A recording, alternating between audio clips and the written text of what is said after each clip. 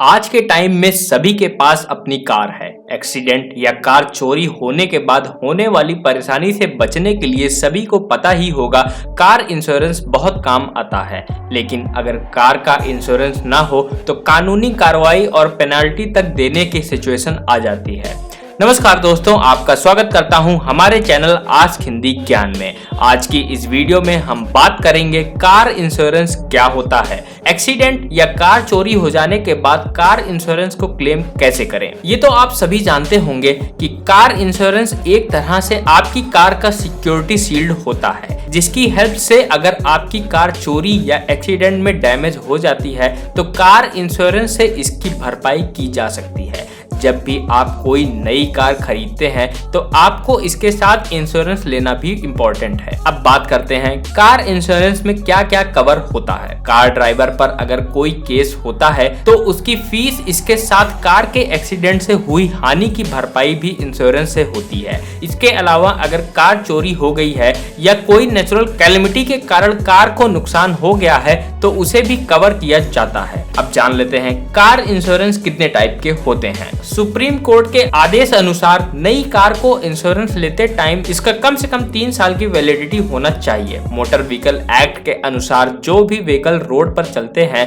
उसका third party insurance होना आवश्यक है। अगर आपकी गाड़ी के साथ कोई अनहोनी हो गई है और आपने गाड़ी का बीमा कवर रखा है तो आप आसानी से इस अनहोनी का क्लेम ले सकते हैं। अगर आपकी गाड़ी को नुकसान हुआ है और अगर आपकी गाड़ी की वजह से किसी और साधन को नुकसान हुआ है या आपको खुद को चोट आई है तो आप भी क्लेम ले सकते हैं। लेकिन क्लेम लेने से पहले आपको पता होना चाहिए आपने किस टाइप का इंश्योरेंस कवर रखा है, क्योंकि यह क्लेम आपको इंश्योरेंस के बेसिस पर ही मिलने वाला है। जैसे कि अगर आपने फर्स्ट पार्टी इंश्योरेंस करवा रखा है तो आपको थर्ड पार्टी का क्लेम कभी मिल ही नहीं सकता। तो आइए एक बार अलग अलग जान लेते हैं कि यह फर्स्ट, सेकंड और थर्ड पार्टी का इंश्योरेंस क्या होता है। First party insurance. First party insurance एक आधा अधूरा इंश्योरेंस होता है। फर्स्ट पार्टी का मतलब होता है कि आपकी गाड़ी और आप खुद, या अक्सर छोटे व्हीकल के लिए होता है। अगर आपने फर्स्ट पार्टी इंश्योरेंस करवा रखा है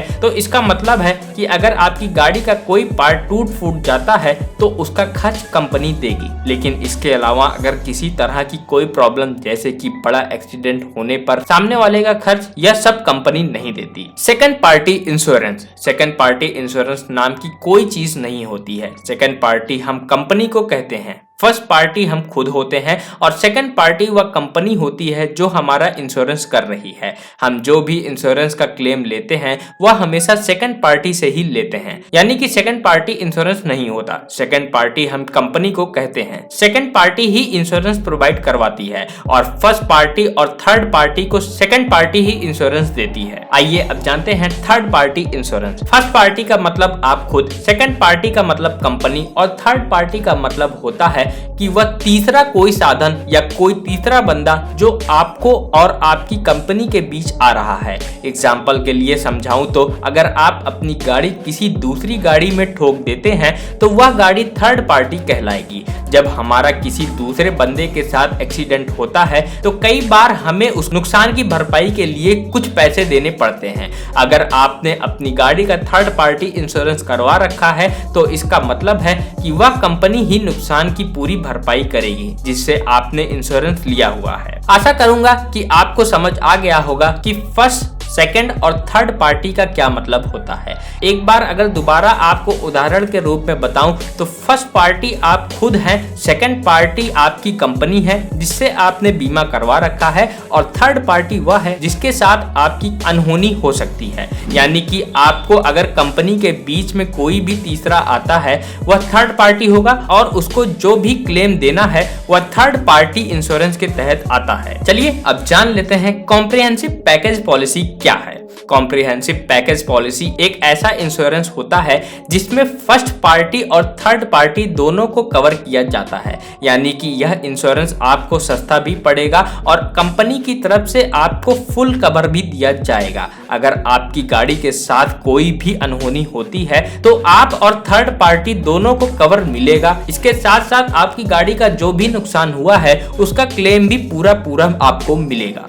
इस बात से कोई भी फर्क नहीं पड़ता कि आपने कौन सा इंश्योरेंस ले रखा है। ज्यादातर कार के लिए लोग कॉम्प्रिहेंसिव पैकेज पॉलिसी का ही इस्तेमाल करते हैं और जब आप इंश्योरेंस लेने के लिए कंपनी में जाएंगे तो भी वहां पर आपको थर्ड पार्टी इंश्योरेंस ही दिया जाएगा, क्योंकि थर्ड पार्टी के साथ साथ फर्स्ट पार्टी भी इंश्योर्ड होता है। इसका मतलब है कि अगर आपके पास थर्ड पार्टी इंश्योरेंस है तो आपके पास फर्स्ट पार्टी इंश्योरेंस तो होना ही चाहिए। अगर आपको नहीं पता कि आप अपना इंश्योरेंस कैसे चेक करते हैं तो आपके गाड़ी के साथ जो भी बीमे के डॉक्यूमेंट्स हैं आप उसको खंगाल सकते हैं। उन कागजों में आपको साफ साफ दिखाई देगा कि आपके गाड़ी का कौन सा इंश्योरेंस है और आप कितने तक का क्लेम आसानी से ले सकते हैं। इसमें प्रीमियम की भी पूरी इंफॉर्मेशन लिखी होती है, इसीलिए यह कागजात आपके लिए बहुत जरूरी है। अब जान लेते हैं इंश्योरेंस का क्लेम लेने का प्रोसेस क्या होता है।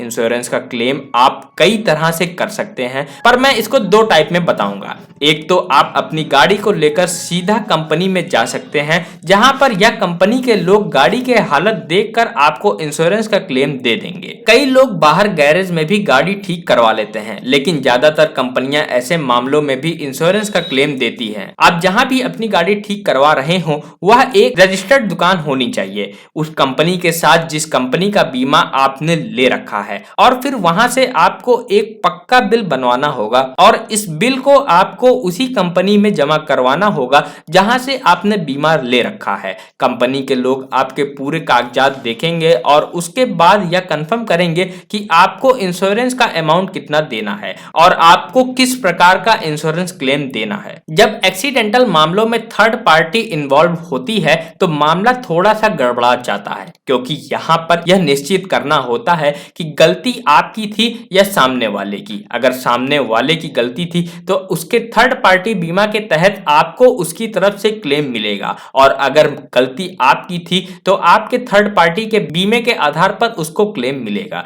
कई बार एक्सीडेंट बहुत बड़ा होता है और मामला कोर्ट में भी पहुंच जाता है। ऐसे मामलों में हमेशा कोर्ट डिसाइड करता है कि गलती किसकी है और कौन किसको क्लेम देगा। ऐसे मामलों में जिसके भी सिर पर क्लेम का बोझ आता है उसने अगर बीमा करवा रखा है तो उसकी कंपनी क्लेम का पैसा भरेगी। कार इंश्योरेंस क्लेम लेने के जरूरी कागजात। इंश्योरेंस का क्लेम देने के लिए आपको अपनी गाड़ी के और आपके खुद के सभी प्रकार के डॉक्यूमेंट देने होंगे, और अगर थर्ड पार्टी इन्वॉल्वमेंट है तो थर्ड पार्टी के भी सभी कागजात जैसे इंश्योरेंस पॉलिसी की कॉपी, कार का रजिस्ट्रेशन सर्टिफिकेट, कार ड्राइवर का ड्राइविंग लाइसेंस और अपने नजदीकी पुलिस स्टेशन की लिखित FIR कॉपी होनी चाहिए।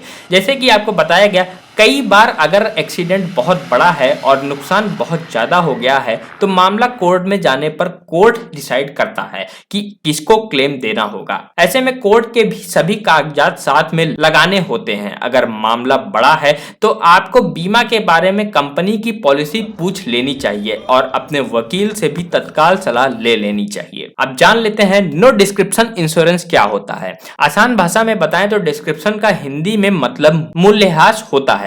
किसी भी सामान का समय के साथ मूल्यह्रास होता है। आज अगर आपके पास कोई 1 लाख रुपए का सामान है तो वह साल भर में कुछ कम पैसों का हो जाएगा, जैसे कि 80,000 या 90,000 का। यह मूल्यह्रास आपके साधन के साथ भी लागू होता है, क्योंकि समय के साथ आपकी कार पुरानी होती जाएगी।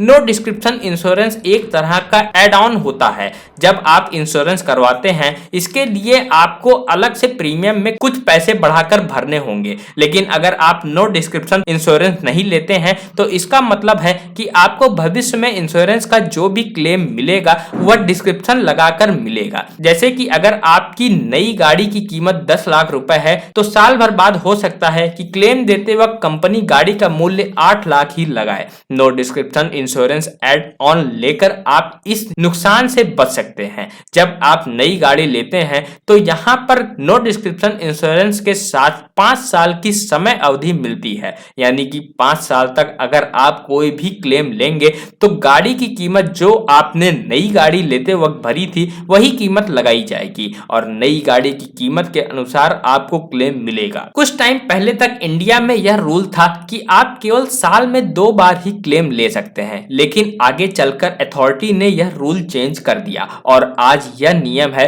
कि आप जितना मर्जी बार क्लेम ले सकते हैं। इसीलिए यहाँ पर एक बोनस बोनस पॉलिसी भी है, आइए उसे भी देख लेते हैं। नो क्लेम बोनस क्या होता है? जब आप पूरे साल प्रीमियम भरते हैं और कंपनी से किसी भी प्रकार का कोई क्लेम नहीं लेते हैं तो इसमें कंपनी को काफी फायदा होता है। इसीलिए कंपनी आपको कुछ रिवॉर्ड पॉइंट देती है। जब आप अगले साल के लिए प्रीमियम भरते हैं और नया बीमा करवाते हैं तो उस टाइम आपको काफी राहत मिलती है और पैसे में खूब छूट दी जाती है। लेकिन अगर आप साल में एक बार भी क्लेम ले लेते हैं तो आपको नो क्लेम बोनस नहीं मिलता। इसीलिए काफी लोग लालच में आकर छोटी मोटी टूट फूट खुद ठीक करवा लेते हैं और कंपनी से किसी भी प्रकार का कोई क्लेम नहीं लेते हैं। तो दोस्तों, आज आपको हमने इंश्योरेंस के बारे में बताया, इंश्योरेंस कैसे क्लेम किया जाता है, इंश्योरेंस कितने प्रकार के हो सकते हैं और इंश्योरेंस क्लेम करने के तरीकों के बारे में आज हमने इस वीडियो में जाना।